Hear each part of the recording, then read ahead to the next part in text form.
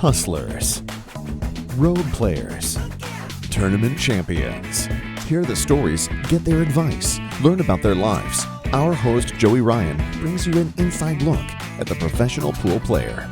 You're listening to the Pool Player Podcast, brought to you by Pool Scene 365.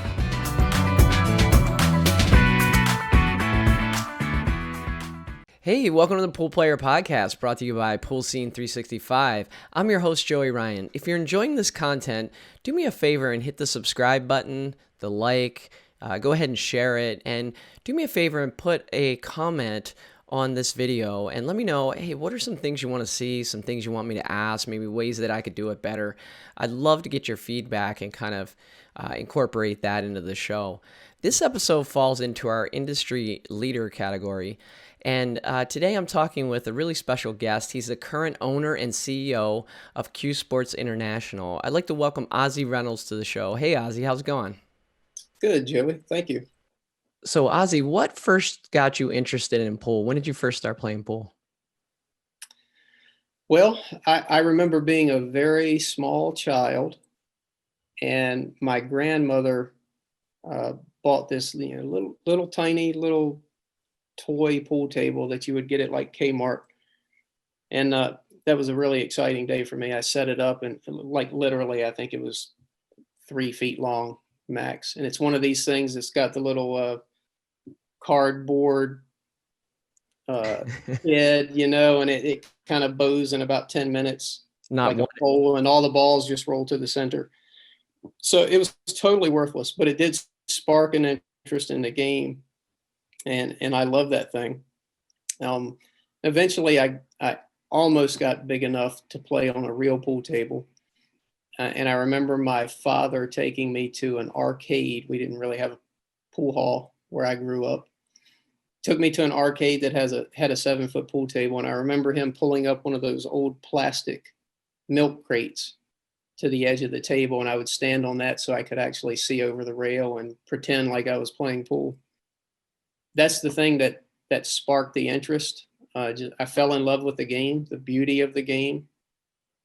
As I learned more about how you could spin the ball and do all sorts of what I thought was fun stuff, it just became a very, very deep passion of mine. And I've always just loved the game all the way from when I was 8 years old. I probably had some aspirations at some point about being a professional pool player. But they died pretty quickly when I realized I simply would never have the time to dedicate to that. But luckily, I've been able to at least try to make my mark in other ways. When did you decide you originally started the Action Pool Tour? Is that correct? That is correct. Yeah. So when did you decide to make that transition from being a pool player to actually, starting your own tour? Well, I guess that depends on your definition of pool player. It's always just been something that I love. I love the game, very passionate about it. Never really fancied myself as a player, like I'm going to turn pro or anything. But it's an interesting story. So I used to play a lot, a lot back when I was early 20s. And had a pretty strong game back then. I would say I'm maybe as good as you are now back then. I think you're as good as I am right now, actually, from what I hear. But I made a conscious decision back then to go back to school. Yeah. So I was working full time, made the decision to go back to college at night. So pool took a back seat for quite a while. Long story short, early 2011, I was getting very, very close to finishing my college education. And there was a regional pool tour not too far from me. And I said to myself one weekend, I'm going to get back into the swing of things and start playing a little more again. And I remember driving about 4 hours to the tournament. And I was super excited. I played on this tour years earlier. And it was just an incredible competitive tour. But I hadn't played on that tour in years. So I drove about 4 hours, went to this tournament, and was just totally and utterly disappointed. at what it had become. And I remember I did not do well, and I was driving home. And during that long 4-hour drive home, I started thinking about what it was and what it had become and what I thought a regional tour should be. And I decided rather than complain to myself, I just do something about it. So literally the next day, I started working on what would become the Action Pool Tour. Yeah, it's an interesting story. And, I think a lot of pool players were really good at complaining. And I actually have maybe a question or two about that at some point. But to take the initiative and do something about it is a different story, right? So many people will tell you what's wrong with an event, but to get up and actually, decide to make a difference like you did, that was pretty cool. And, I noticed in your background, I think you have an MBA, is that right? Correct. Yeah. So, did that, part of your business training, did that kind of get you started or kind of help set you up maybe to be successful with the Action Pool Tour? Well, yeah, I would say anytime you get education in anything, it's going to help you, right? So if you have a business acumen, that's going to help you in pretty much everything you do, even interpersonal relationships. So yeah, but really, I had a lot of fun just brainstorming that thing, putting it together, trial and error. I'm sure you might have done something similar with this podcast. Yeah, I had to learn how to do websites. I had to learn how to do live streaming. I had to learn how to do lots of things that I had zero experience in. It was a lot of work, but it was a lot of fun. Kind of became my little baby project. And I'm very proud of what the tour did. I mean, it sort of took off very quickly and became the dominant regional tour in the Mid-Atlantic region. I was very, very sad to kind of let that go, but doors open and you walk through them. Yeah, I'm kind of disappointed that you didn't start that sooner because I had lived in that area for a while. And it's like as soon as I moved away, all of a sudden the Action Pool Tour was there. And I was like, where was this? Yeah, but you shouldn't have moved away. Yeah, I guess not. So you mentioned doors opening and you walking through them. I assume you're talking about the transition to CSI. Can you take us through that? Like, how did that develop and take us back to those days? So that was very interesting. You never know what's around the corner, and that's what I tell my kids all the time. I would tell anyone, you just never know. Sometimes impatience gets the best of us, but literally how that happened was I was dry. It kind of started very early on in the Action Pool Tour. I was probably the first year that I was running that thing. I was driving home one night from a tournament and my cell phone rang, and it was an unknown number from Las Vegas. And I thought, this is odd. And I answered the phone, and it was Mark Griffin. And he introduced himself. He says, "Hi, this is Mark Griffin, CueSports International. I like what you're doing with the tour." And, he wanted to get involved in some sort of, very small sponsorship sort of deal. So that sort of formed the relationship between Mark and I. And we kept in touch, not very frequently, but we kept in touch for the most part. And I guess 2 or 3 years later, he called me one day and said, "Hey, if you're ever in Las Vegas, come on by and speak to me. We'd like to bounce something off of you." So I immediately thought, well, okay, CSI probably wants to do an event on the East Coast, and maybe they want my help in some sort of way. So I flew out here a short time later, came to the office, and I could tell within 10 minutes it was a job interview. Oh, really? And at the time, Mark Griffin, he had failing lungs. He had a very reduced capacity in both lungs, and he expected he was going to be dying in the not too distant future. So he was looking for his replacement. So that's how that came to be. Mark Griffin called me, and the rest is history. And thank goodness he did get a double lung transplant, and he's hopefully got many, many more years in front of him. Yeah, I always find it interesting how people end up where they are, and I even look back at my professional career and, even doing this podcast, there's just relationships that you build along the way. And if you treat people the right way, it seems like things tend to work out, and sometimes you can't even explain how things happen, and it sounds like, you know, Mark reached out to you, you guys started building a relationship, and then ultimately it changed the trajectory of your whole career and, what you were choosing to do. Because before, like the Action Pool Tour was kind of something you were doing on the side, right? Weren't you like an IT, project manager or something, or maybe not? Yeah, I was a project manager at Okay. NASA Langley Research Center at the Okay. time. And the Action Pool Tour was just a side thing I did for fun, really. Yeah. So, I'm going to switch gears a little bit. I'm always surprised, like when you look at, a pool tournament and the rules and, it just seems like there's always weird stuff that can happen at a pool tournament that you would never expect. And so you've been tournament director, I'm sure, many, many times. And I'm just wondering, what's like the strangest scenario that ever came up at a pool tournament? Can you think of an example? Strange scenario. Well, the largest event on Earth getting shut down because of COVID-19. That's probably the strangest thing that's ever happened. Yeah. Uh, that was that was wild, to put it mildly. Yeah. If you're talking about more on the lighter end of the spectrum, it's Joey. It's like anything. I mean, you've people get rowdy sometimes, and you got to kick them out. You get some very strange complaints sometime that I guess everyone's different. Some of the complaints I've heard is just you shake your head and you wonder where that came from. I remember on the Action Pool Tour once, a very well-known player came up to me. Keep in mind, this is a labor of love that I was doing on the side, right?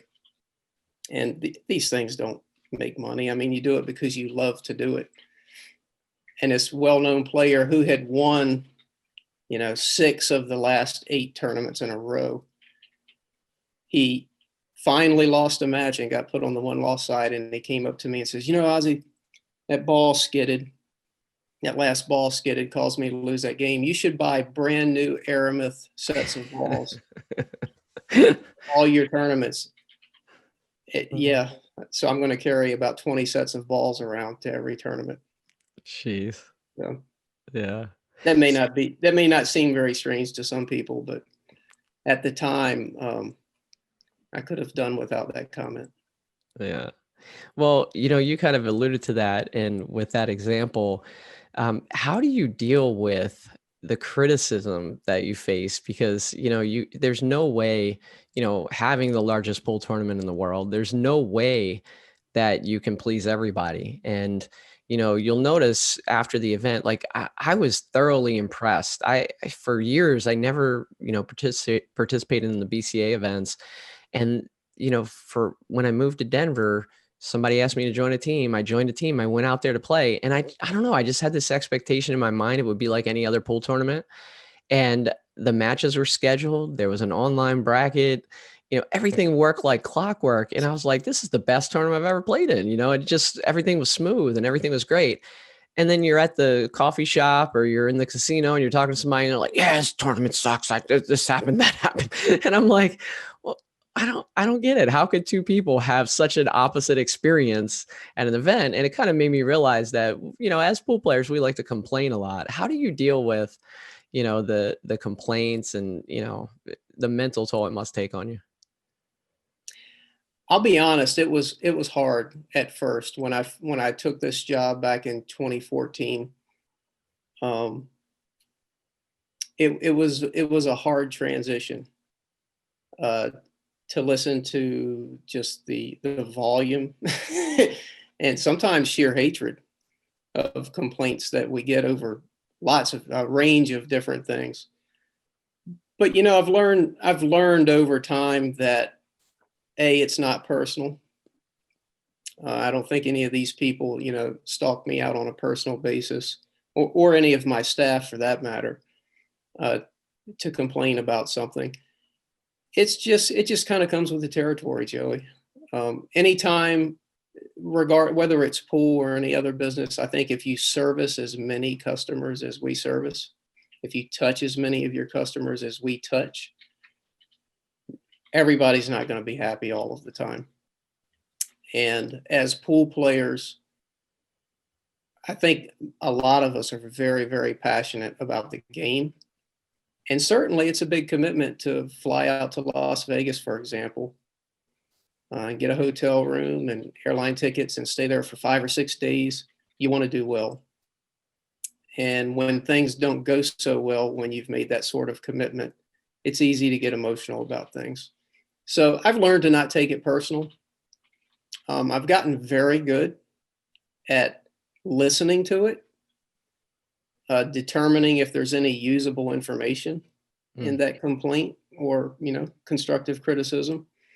If there is, wonderful. We kind of stock it into our stash of ideas and knowledge. If there's nothing really usable there, I've gotten pretty good at just shrugging it off and moving forward. So Ozzy, you mentioned your event getting shut down because of COVID, and I can't even imagine what went on there, what that was all about, what you dealt with. Can you take the listeners through what that was like? That was an insane experience. Could you imagine that something would happen to close every casino in Las Vegas? No. I mean, it's an unfathomable possibility. It's interesting. You talked about criticism. We got highly criticized in the very short lead up to that event. And I guess what people sometimes don't realize is these things are planned years in advance. And at a high level anyway, and even the fine details are planned months in advance. For example, we've pretty much got 2021 planned already. So, and these are huge contracts, right? It's not like you're, going to your brother-in-law's barbecue and you can pull out at the last minute. These things have these contracts are lengthy. They have lots of clauses. They have lots of roles and responsibilities on both sides of the fence. Nobody wants to cancel one of these things. So in the lead up to the event, obviously the world knew that COVID-19 was out there. Nobody, including the health experts, knew just how serious it was at the time. So, we had to move forward with our event, and we were really hoping that it was like some of the previous health scares that we've had in the past. It's something to watch. It's something to take seriously, but it's not going to end the world. So we moved forward with the event. We had daily meetings with Caesars. Caesars obviously is in constant communication with the health officials in Nevada. Everything's a go. We're good to go. No problem. We're going to take some extra measures to make sure things stay sanitary and people stay safe, but we're absolutely having the event. There were some people that did not show up at the event because they were concerned, and that's fine. We totally understand that. The people that did show up were having a fantastic time. It started off really well. We look at lots of data and statistics when this event starts every year. From the moment it starts, literally every few hours, we're looking at data to see how we're doing in a number of areas and where we need to do better, and just to keep this train on the tracks. We were blowing away everything. We were just the move to March, the enhanced experience that we set up at the event. It was beautiful. People were having a great time. We were crushing every number, every metric we have for the event. And then things started to deteriorate. And it really started with President Trump's announcement that travel from Europe was going to be banned within 2 days. Well, we had some European players there that raised a lot of eyebrows. And then it was okay, this is getting serious, but we just need to get through a few more days and we'll have this thing over with. And then Governor Sisolak, the governor of Nevada, he comes out and he's starting to give almost daily press conferences about how bad this might turn out to be in Nevada. So now basically what is normally our marketing room, we have an office set up for our marketing people. We turned it into a war room. It literally was a war room where we would gather around for every press conference, and we're glued to the television to see what announcement is coming next, what's going on in the world. Are we going to get through this? Are we not? So this war room had CSI people and Predator people and Caesars people. And I really wish I had a photo of some of the gatherings we had in there, because it's actually very eerie to see all of these people, and, you know, some in suits, some in just blue collar workman's gear. But everybody's trying to figure out what's happening around us, because everything looks fine at the Rio, but apparently the world's falling apart. Yeah. But still, we met literally like on an hourly basis. How's it looking now? How's it looking now? Because if you cancel, you can't just say, all right, we're going to shut down tonight. You got to give people enough notice so that others who are planning to travel don't waste their time. So you really need to know what you're doing at least a few days out. Well, eventually Governor Sisolak said, you know, everything needs to shut down by, you know, whatever day. It's like Wednesday, I think, or Tuesday night. So we had to make the decision right there to cancel the Predator World 10 Ball, which was the next pro event on the slate, and the team portion of our BCAPL League World Championships, which is absolutely the biggest part of the event. Yeah. We had to make the decision, and we did it, but it was very eerie. We had to get out of there very quickly because they were literally boarding up the Rio as we were getting the last of the pool tables out. In fact, we had to get out so quickly that some of our banners and signs are still hanging in the Rio Convention Center right now. Wow. Well, now that it's been that long, I'm hopeful that they just continue to stay there until March and we don't have to rehang them. I was going to say that'll save you some setup time. I have to tell you, Joey, it was the most eerie feeling in the world to walk out of my hotel room through an empty casino, down that long hallway through the convention center, and they're literally nailing up plywood on the windows and doors. And they're basically saying, you know, it's been nice, but get out. Jeez. And then to drive home, and you're just wondering what just happened. Yeah. It was crazy, but it was, you know, I could probably talk about it for 3 or 4 hours, but Karim Belhaj, the owner of Predator, he's a good guy. He's a very smart guy, and I'm pretty proud of what he said. He patted me on the shoulder the night before we shut it down, and he says, well, he says, I know this was tough. He said, but I just want to tell you, I think this was a case study on effective crisis management. So that made me feel better about a otherwise horrible situation. At least the people that really know what was going on looked and said that, you know, we handled it as best as we possibly could have. Yeah. Well, let's hope that's a one-time thing and you never have to deal with anything like that. They say once in 100 years, so I'll be pretty old when the next one rolls around. Yeah, me too. You know, talk to us about maybe, you know, obviously it's taken its toll on everyone, but talk to us about maybe how you're planning to rebound from this and maybe some of the things that you have planned moving forward.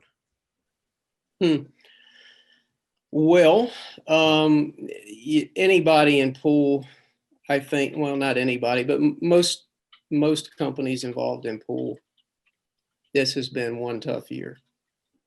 And when the core of your business is pool leagues, like it is for us, it makes it an incredibly tough year. Most leagues anyway, have been shut down for months and months and months. And some of our larger leagues are still not back. You know, there are some states that are still utterly and totally locked down. So it's very tough. We are very fortunate that we had a really strong 2019. So we came into this thing, none of us knew what was about to happen, but we came into it in a pretty strong position. That has allowed us to weather the storm. We will be okay, but I'd be lying to say that it hasn't been pretty painful. When you're in business and you get hit with something that essentially stops your revenue for 8 months, that's a difficult thing to overcome, and you have to make some pretty creative and tough decisions when that happens. But fortunately, we had a good 2019. We made some very creative decisions. We've done some things to sort of float by until this thing passes. And I think we'll come out of it okay. I'd be lying if I said, yeah, everything's going to be perfect in 2 months. It's not. But CSI will be okay. We'll get through it. And we've got some really, really big plans for 2021. We're partnering very, very closely with Predator. They have been I'll give them a plug right now. They have been an unbelievable partner for us in everything that we do. And we're working very, very closely together on establishing a series of pro events, hopefully for 2021, both US and worldwide. And we're also working on some other online initiatives. Wow. I wish you could say more. That's pretty exciting, especially the pro events. Well, I don't want to give away too much before we've even finalized the details, but I will say that Predator deeply, deeply cares about the sport, and so does CSI.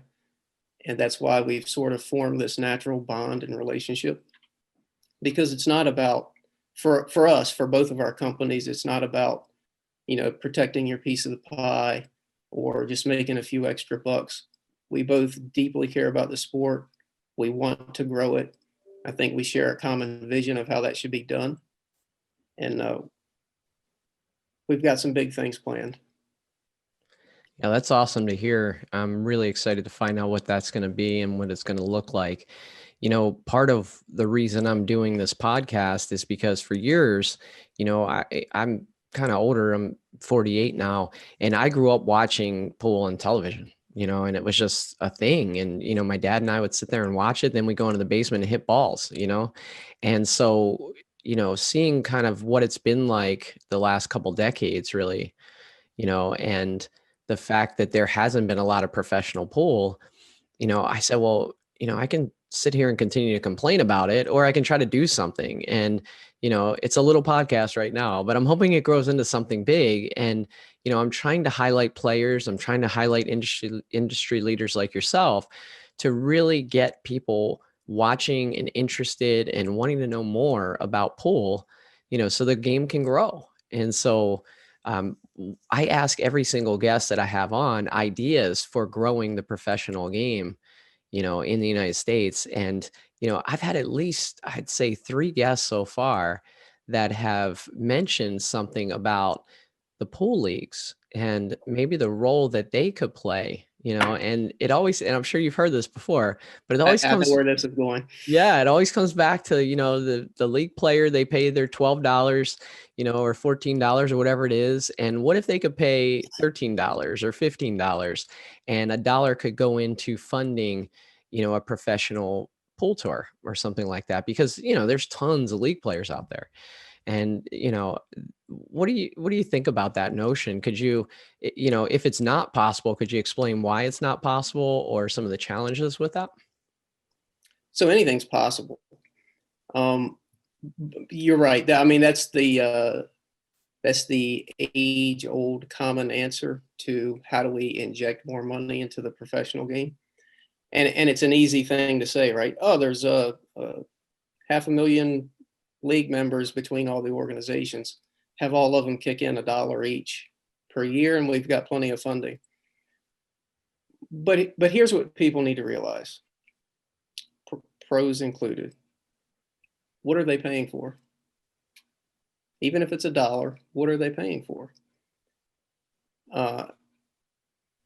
Anyone who spends any of their hard-earned money wants value for that money. So if any of the league organizations go to their members and say, hey, we want you to pay an extra $1 per year, and we're going to just kick it into this pro fund and have the pros play for it. Well, what have you offered those people for that?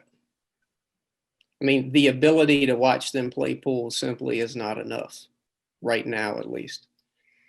So just robbing the amateur game to fund the pro game, I don't think is the right answer. Now, I do agree that the amateur players are the professional players' fan base.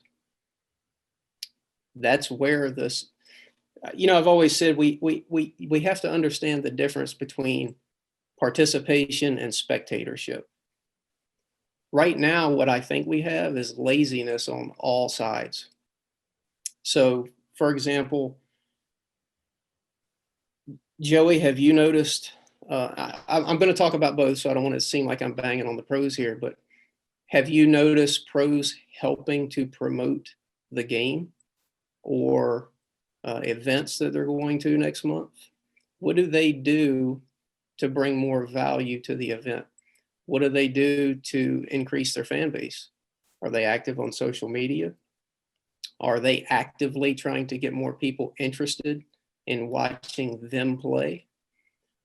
Are they actively trying to help the promoter of whatever event it is get more people in the building or get more people to watch online? Do they share live stream links? These are all very simple things that the players could help grow their fan base. Because, I've heard this thing before where someone will say, it's a real shame that the best pool player in the world can't afford to buy a house. But LeBron James makes, X million dollars a year. Well, I mean, my counter to that would be, I agree it's a shame, but LeBron James is putting lots of people in the seats. He's putting butts in the seats, people that are willing to pay good money to watch him play. That's what pool needs in order to go to the next level, because right now it's just a participation sport. Pros primarily make their money either off of money matches or going to tournaments where they have lots of dead money, right? Lots of people that are willing to pay just a little bit to play in a tournament. The real funding is when we turn it into a spectator sport. And all of us are falling short of that right now. Players, promoters, amateurs. I hear from the amateurs all the time, don't give my money to the pros. If you even suggest that you're going to take some of their league fees and just give it to a pro tournament or fund a pro tournament, big backlash. So we've got to bring all these factions together, but there needs to be some synergy. They have to help one another. The pros need to help bring the amateurs along. The amateurs need to look up to the pros. And right now we don't have that. It's more of an us and them mentality. Yeah. And, I think one of the things that you said that I think is really intriguing is turning it into a spectator sport, right? Because I love pool and I watched the Shane Van Boening Dennis Circolo match, that just occurred. What a match that was. And when Hill raced to 120, how does that even happen? But I bought the stream and, I maybe watched like 30 games, out of 239 games, and I love pool, and I almost think that in some ways, the rules that we have for that pretty much the professionals demand, right? They want tight tables, they want, long races, they want all these things that in some ways are making it a less palatable product for the average person to want to watch. I mean, look at your event out in Vegas, the biggest pool tournament in the world. And you had a pro event running simultaneously where you could just pull up a chair and watch and not pay a dime. And I'm sitting there and I watched several matches and I'm sitting there looking around like, why are more people not watching these matches? These are the best players in the world. players from Asia and Europe and all over the place. I'm watching two guys from Poland. I don't even know who they are. And they're both like just jam up players. And I'm sitting there by myself, kind of watching these events. So, I think you're right there. I think there needs to be something maybe on the production end, or somebody needs to break the news to some people like, hey, guess what? You might love a tournament that's a race to 15 on, a tight 9-foot table, but fans are not going to like that. They're not going to want to sit there for 2.5 hours, Yeah. And, Joey, I think it goes back to what I said earlier about participation versus spectatorship. So what we have today is a purely participation-based sport. And I can't blame the pros for what I'm getting ready to say, but the pros, I believe, are the better players, have pushed the game in the direction of being less friendly for spectators. It's too quiet. If you make a peep, the player will get aggravated and say that he or she was sharp. It's too slow. Shot clock helps, but it's still too slow. Anytime you have one match that takes 2 hours, for example, that's too slow. That's just far too slow. And I could not have worse timing for bringing this point up, given what happened yesterday between Shane and Dennis. But a race to 100 or a race to 120 is, not going to get us there. Yes, epic ending. It was incredible. Out of all those games, I watched 3 racks, the ending, because that's the exciting part. I'm sure you don't remember what happened in rack number 73, nor do I. Probably no one does, except maybe Shane or Dennis. But nobody can sit there. I mean, there's very few people that can sit there and watch all of that 3 or 4 solid days of a single race. Poor promotion, and we're all guilty of it. CSI is not excluded from this, but I've seen flyers developed in Word, missing information, spelling errors. You have a whole flyer out there, it doesn't tell you the date. I mean, we're not doing a good job of presenting the game. But you mentioned tight pockets. Do you remember TAR, the action report? Yeah. So I was never involved in that, but Mark Griffin and Justin Collette were partners in that. And I remember them telling me a story where the players started demanding the same old things, right? We want tighter pockets, let's go 4 1/4, 4 1/8 inch pockets. And they did that. They put super, super tight pockets on the TAR table, and they were streaming these matches once a month. It got to a point where the best players in the world were missing lots of shots that, to the person looking at home, looked easy. Mm-hmm. But more importantly, they weren't going for anything. It was just duck, duck, goose. I mean, the whole 3-day match. And viewership was plummeting. Like, their numbers were going off of a cliff because of it. They immediately switched the rails and the pockets back out to standard. And things kind of came back to where they were prior to going to the tight pockets. And it's just not spectator friendly. It makes let's be honest, unless you're a pool nut and you really know the subtle nuances of the game, trying to watch pool on standard pockets is slow and boring. You make it even slower and even more boring, it's just unwatchable to the masses. Yeah. So I agree. We have to find ways to speed the game up, make it more exciting, build the characters. We've got some real characters in the game, and we ignore it.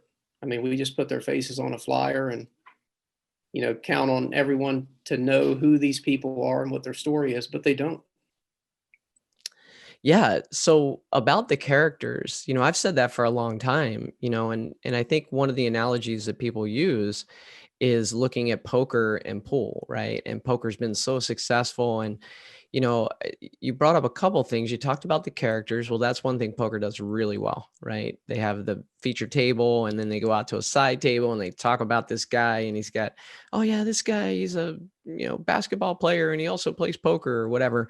So they do a really good job of featuring different things during the course of the tournament, right? And then the other thing is, when you talk about making it a spectator sport, I was thinking the other day, wouldn't it be a great idea if we had this tournament where, maybe we could try to get like 500 people in this tournament, and we did like a race to three, like a race to three tournament, and pros could enter and amateurs. Because if you think about it from the poker realm, when did poker really get popular? It's when Chris Moneymaker won, the World Series of Poker, and he wasn't a professional poker player, right? So suppose like a guy like you or me who can make some balls and do some stuff, gets into a race to three tournament, knocks off Alex, knocks off Shane, knocks off somebody else, and boom, an average person, or maybe a little bit above average pool player, now has had an incredible amount of success. But then when I was thinking about that, I was like, well, the pros won't show up,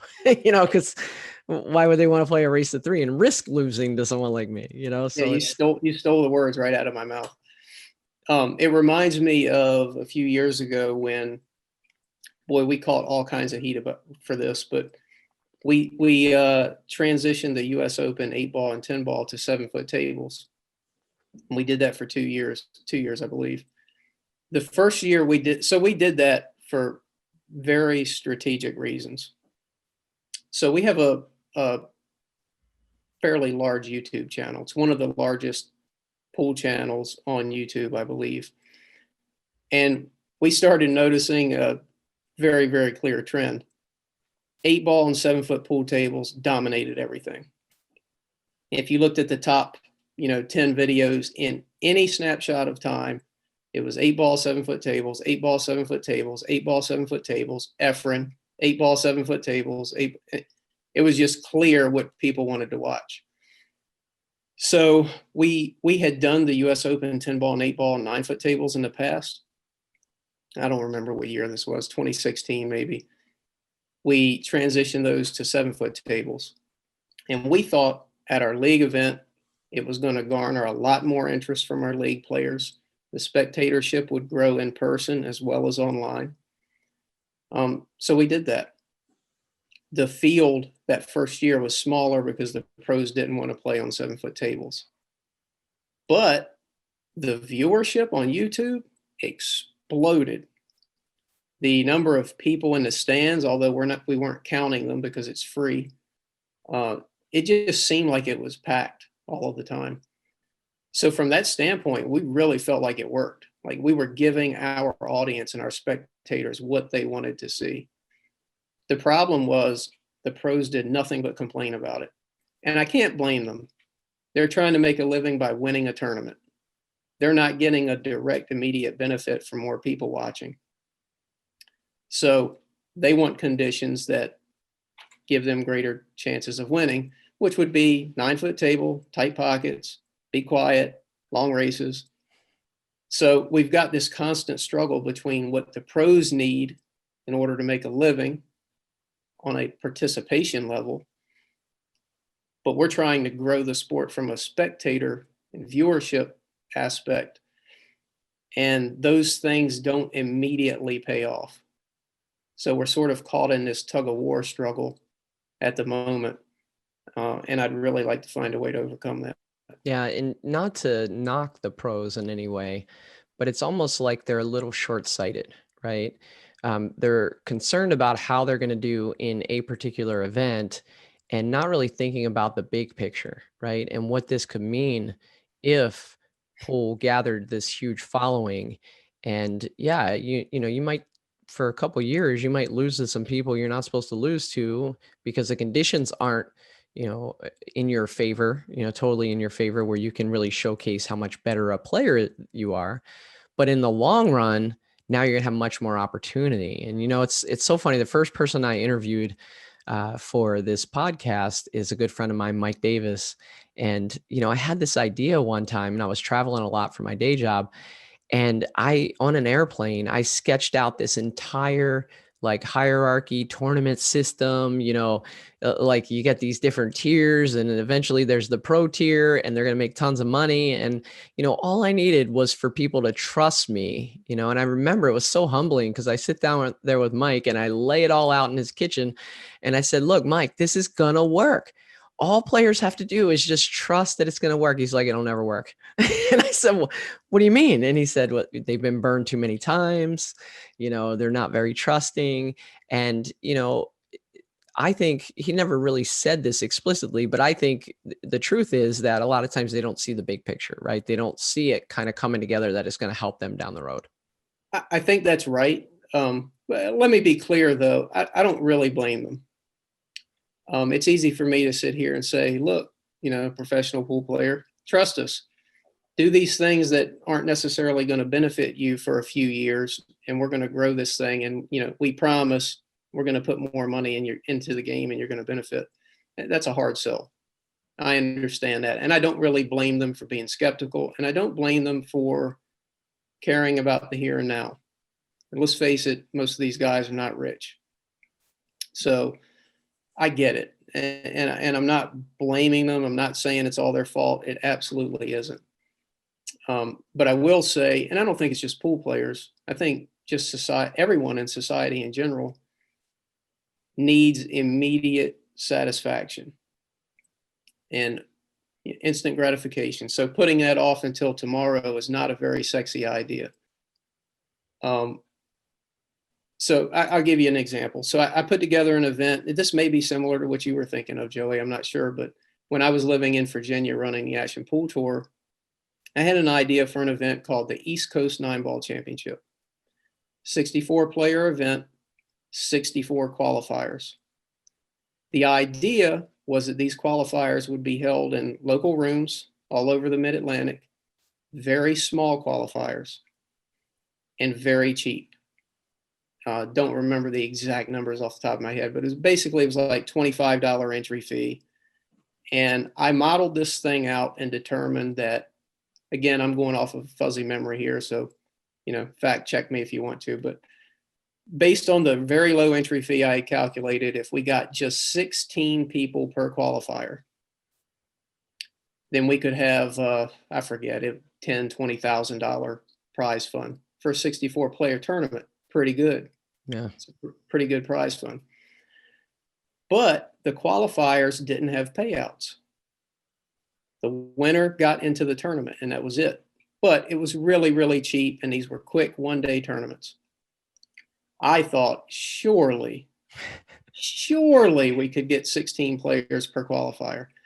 Well, held the first one, got like 27. I'm like, oh yeah, this thing is going to really work. Second one got low 20s. Third one, we were rocking and rolling. Then come the fourth, fifth qualifier, it starts coming down. 18, 16, 12, 8, 5. And I kept getting the same, people were sending me messages, no, I'm not going because there's no payouts. So literally, these people had to have payouts to show up. Even if they were going to win $50, they would rather win $50 right now than a chance at, say, 10,000. Yeah. A couple months down the road. And I didn't get it then. I don't get it now. Maybe I'm just not wired that way, but that was the reality. And I held the event. The prize fund was far smaller than I ever imagined. But it was decent.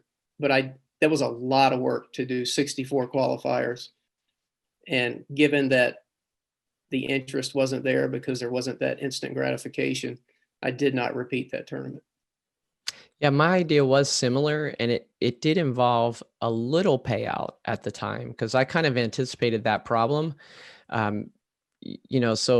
But like, I don't know, if you were supposed to get $400 for winning the tournament, you'd get $100, right? And $300 would fuel that final tournament. And I thought it was a home run, and Mike talked me out of it. So I didn't even call him when I was going to do a podcast. I was like, I'm not telling this guy. I'll just call him when it's ready and he can be my first interview. There you go. Yeah. Let me shift gears a little bit and ask you about your relationship with FargoRate.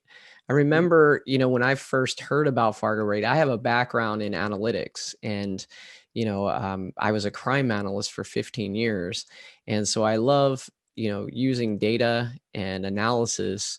In a lot of areas of my life, I keep spreadsheets for stuff that normal people don't, right?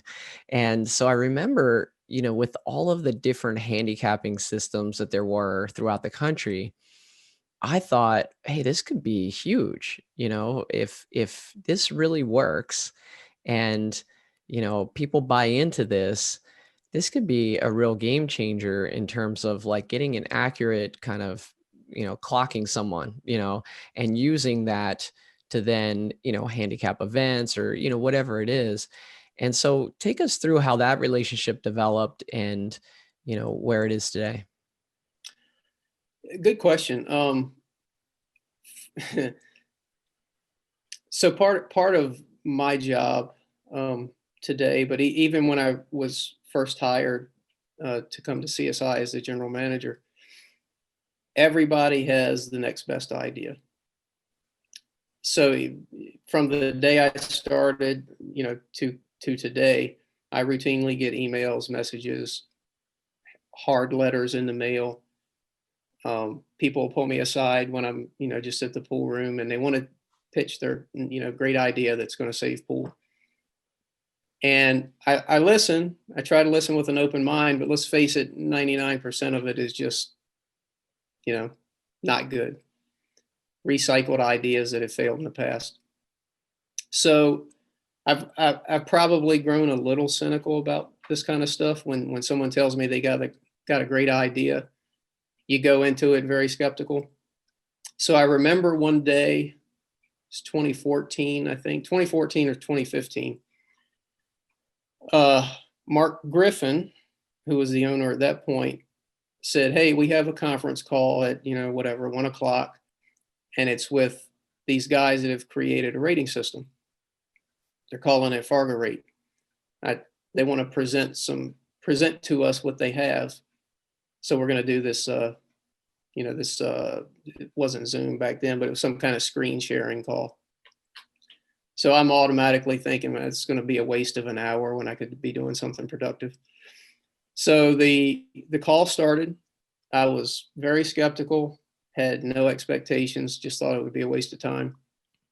And I sat back and started listening to Mike Page and his partner Steve explain what they had created, presented data, presented some anecdotal examples, but then presented some real statistical analysis of what they had. Now, we had provided them with tons of data. We had been keeping scores in our tournaments for years. Unlike a lot of tournaments who just mark winners and losers, we had actually been keeping the scores. We didn't know why we were doing that at the time, but it paid off because that data was turned over to FargoRate for them to test what they thought they had created. Long story short, they went through their presentation, and me being one of the most skeptical people ever, I was blown away. I was blown away by what they had. And they were pretty clever. They used me as one of their anecdotal examples. Now, at the time, they only had, if I remember right, 27 games of data on me. It was from one tournament that I played in Arizona, and I remember playing awful. At least I thought I played awful. Like, it was a miserable tournament. I didn't do very well. And with that 27 games of data, they cranked out a number for me. And I think the number back then was like, 668 or something like that. Well, I didn't know what that meant. I didn't know what a 668 was. I didn't know what the scale was. So when they presented that data and my number, then they presented a player who they had a lot of data on in Virginia, who I knew very, very well. Like, this is a guy that I've matched up with on occasion, played in tournaments against. And I thought he and I were very, very close to the same speed. So when they brought him up, I was obviously interested. What's his number? His number was like 3 points different than mine. Wow. And I could not believe that they took 27 games of data. I think it was 3 matches total that I played, and pegged me that accurately on a tournament that I thought I did very poorly in.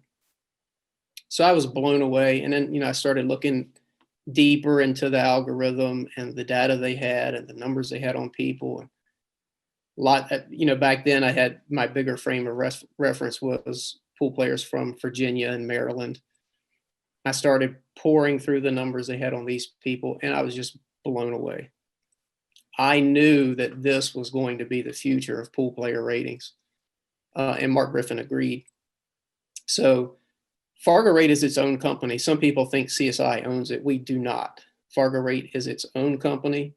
They do wonderful things for the game, but they had to get going, like many companies do.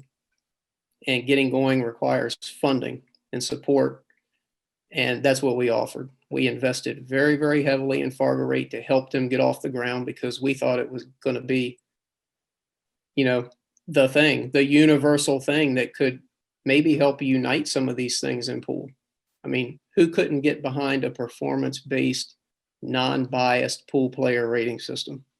Everybody can benefit from that, even our competitors. So we invested very heavily. We helped them get off the ground, and we've continued to do so since day one. We have a very, very strong relationship with those guys.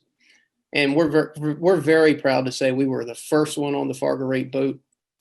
We transitioned everything that we do to FargoRate very quickly. You talked in the very beginning about criticism. Holy cow. Boy, do we get criticized. We were single-handedly destroying pool when we switched to FargoRate.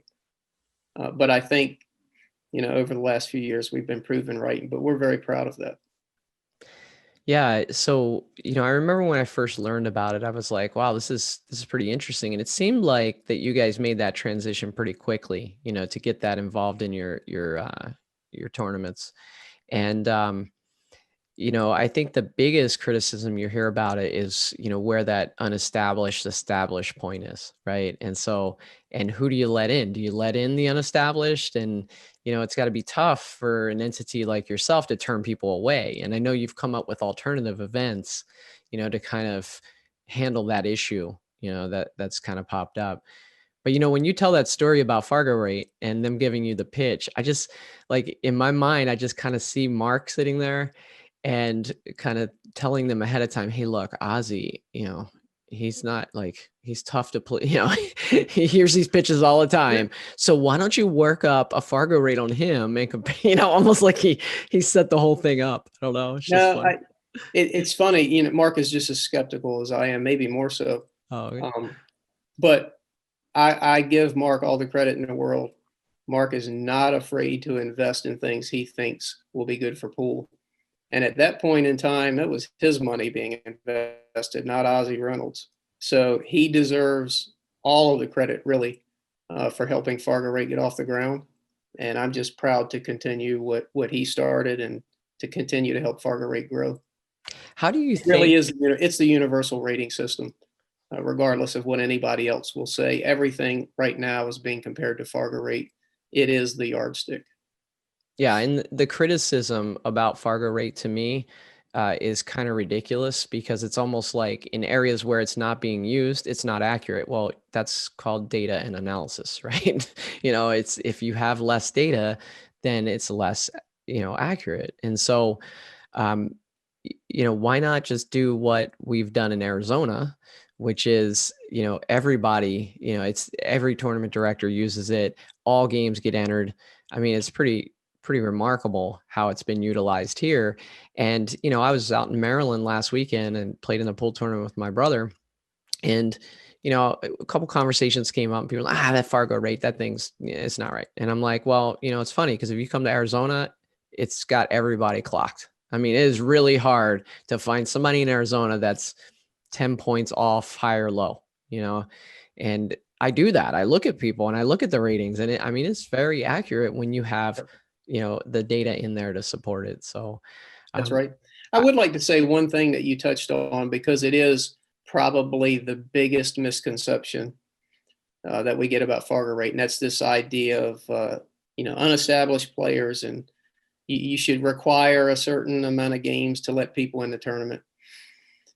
It's not about CSI not wanting to turn people away. We don't, obviously, but that's not really the issue. The issue people have to realize is, statistically speaking, 200 games is what FargoRate has determined is the threshold for someone to have a, very accurate rating.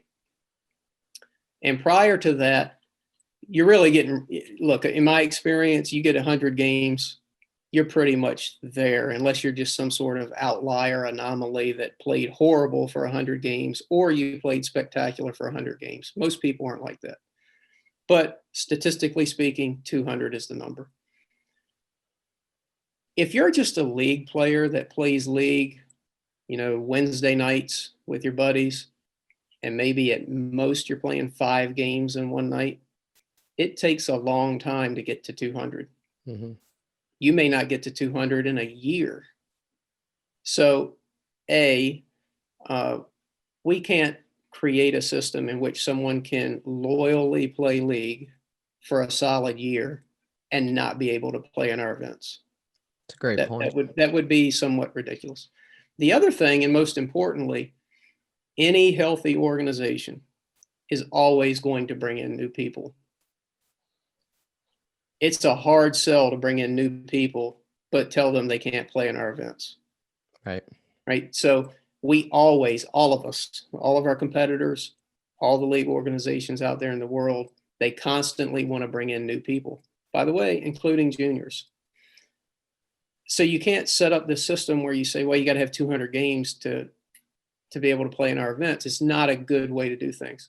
So what we do instead is we assign starter ratings. And we're, contrary to what some people believe, we're very conservative when we do that. We constantly analyze data on how we're doing when we assign starter ratings. After every event, we analyze, what's the percentage of people that were unestablished? How did they do in the event? Did they cash at a higher rate than they should have? So we're constantly looking at these things to determine, do we need to be doing a better job at starter ratings? Are we doing a good job?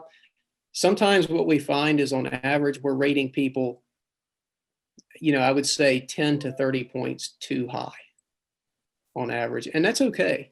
That's actually incentive to get more games into the system and get an established rating. But the idea that you should prevent people without 200 games from playing is a losing, failing proposition. And it's not what a healthy organization should do, in my opinion. Yeah, I really appreciate that. And I think that context is going to be helpful to a lot of the folks out there that might be a critic and might kind of try to figure out what your motivations are, right? You're telling them. And I think the point that you made about, hey, I have a league player, they pay their dues, they pay to be a part of, CSI, they play every week. And, over the course of a whole year, they don't get their 200 games, and so that's a really good point. Let me ask you about this USAPL. You guys, I'm not too familiar about that with that league. So tell me what that's about and how it kind of differs from like your traditional BCA. Just lay that out for me. Yeah, it's a good question. Lots of people ask, why do you have 2 leagues? It doesn't make any sense.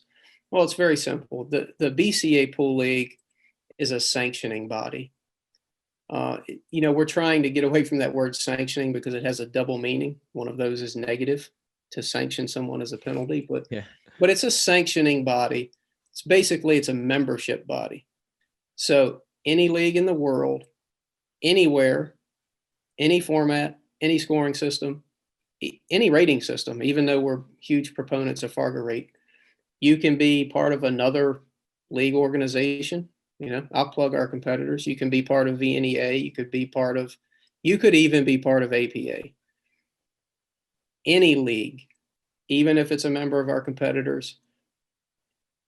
Again, we don't dictate the way that league is run whatsoever. That's the league operators' They have autonomy to do what they want with their leagues, but they can choose to join the BCA Pool League and enjoy the benefits of membership. And we provide lots of things for our leagues, including FargoRate, free online league management system developed by FargoRate, and lots of other things. The USA Pool League is very different. It's a licensing system. We have a proprietary USA Pool League scoring system. Everyone plays the same format. It's really a league geared toward more social, average skilled players, for lack of a better term. It's not really geared for those, upper level competitive people that just want to, make a living playing pool, like a Joey Ryan. It's sort of the more fun league and the unintimidating league. But everybody plays the same format, same scoring system, same league management system. And it's a license to operate that system in the league manager's territory. So they're very, very different in that way. And you also still have the national events for them, though, or I guess international events at your tournament, right? Yeah. So, this thing has evolved over time. Years ago, it started off, the thing I'm talking about is the big event in Las Vegas was simply the BCA Pool League National Championships. Then we realized that it didn't make any sense because we had teams and players from all over the globe. So then it became the BCA Pool League World Championships. But then we had the USA Pool League National Championships being played alongside that event. Well, to say this is the BCA Pool League World Championships and the USA Pool League National Championships, that's a mouthful. Then we add the pro events in partnership with Predator, and we bring in the Predator World 10 Ball Championship and the Diamond Las Vegas Open. Now we've got 4 really high profile, well-attended events all under one roof. Last year, we sort of rebranded some things, and the event is now called the CueSports International Expo. Oh. And all of these events are under that umbrella. So the CueSports International Expo contains the BCA Pool League World Championships, USA Pool League National Championships, Predator World 10 Ball, Diamond Las Vegas Open, and we've got plans to add even more things to that event because, believe it or not, we do still have more space at the Rio. And we want to grow the exhibitor side of that too. The vision is for the CueSports International Expo to just be this, circus-like extravaganza for pool that you simply cannot miss. If you're a pool fan or a pool player, you just can't miss it. It's a must-go-to event. That sounds really exciting. And who knows, maybe I'll try to get a booth from you guys and do live podcasts from the event. That'd be pretty cool. Absolutely. Yeah, we can work something out, Joey. Yeah, that'd be awesome. So you've been very generous with your time, and I want to wind down now, but I want to ask you about places maybe in this country where maybe BCA hasn't taken off yet, because there's places where I go and it seems like one of your competitors is the league of choice. And what would you say to folks in those areas about like what they get with BCA and why they should start a BCA league? So I would say this: you don't have to. It's not an either or decision. So let's say that you're in an area and there just happens to be a big VNEA presence, right? In your home, look, people are going to play where it's convenient. They're not going to drive all the way across town to do something else. So the BCA Pool League, again, is a membership organization. Any league can join. So even if you are a VNEA league and you feel like you're sort of forced into that, encourage your teammates, encourage your league operator to also sanction that league with the BCA Pool League and get the benefits. The BCA Pool League welcomes everybody. No one is turned away because they're a member of some other organization. Anyone can join. As far as why they should do that, well, I mean, we talked about a few things. FargoRate. Ratings is a huge problem everywhere. You can scroll on Facebook if you're a pool fan and you see it never fails. The day after any tournament finishes, you're just going to see tons of complaints about it. This guy wasn't rated properly. Oh my God, how can you let this person into this division? It never fails. You really don't see that much with FargoRate. You might see some other complaints. There's this belief out there amongst some that if you simply don't have 200 games, you're underrated. But it's just statistically, it's not true. I mean, we look at things like that and it's not true, but people like to say that. But FargoRate, a free online league management system, the only league management system in the world with FargoRate built in. And by the way, that doesn't just mean your data goes into FargoRate. That means you can also handicap your league play using FargoRate if you wish to. Every single league that has done that. And it's not an easy sell, Joey. I'll give you an example. There's a BCA pool league in Virginia Beach.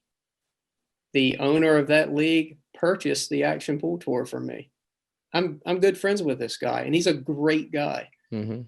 Convincing him to stop doing what he's been doing for 20 years was really hard.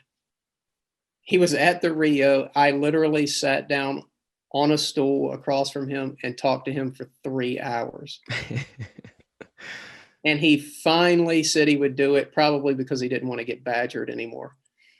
But he did it. To his credit, he went home, he did it, he took the hard step, he threw away his old system. He went with FargoRate, and he called me probably 2 months later, and he said, "This is the most amazing thing that has ever happened to my league." He had teams, groups of players that really didn't care about winning. They just liked to have fun and play organized competition. But they would finish at the bottom of his league every single session. In the old handicap system, the better teams would outrun it every time.